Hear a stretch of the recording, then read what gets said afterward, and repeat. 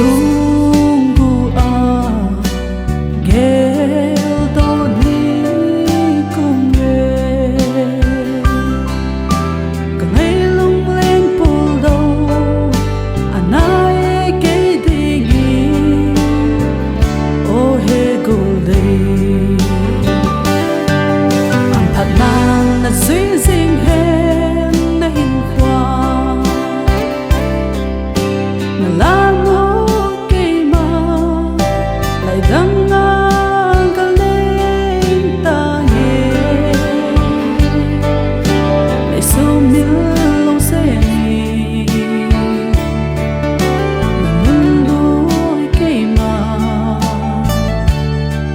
tai đắm selung golde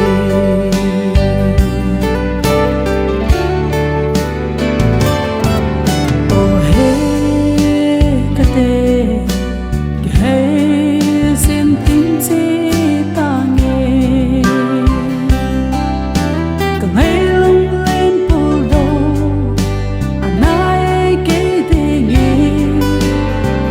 oh hey sen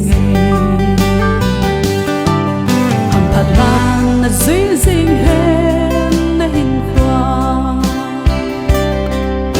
na la mo ke ma lại đắng ngang cả lên ta nghe lại sớm nhớ lòng sẽ mi na nun đôi ke ma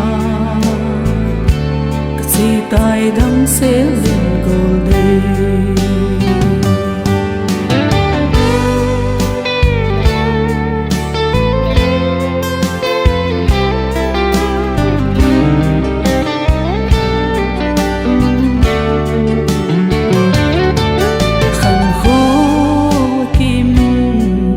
gam le go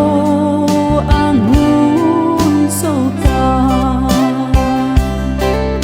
selung go anung nge anai ke dingi oh he golde am phat nang na zui zing hen na hin kwa na la mo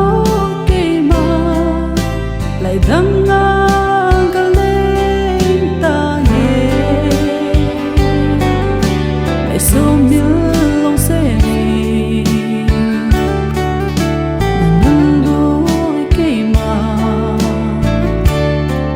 tai đắm selung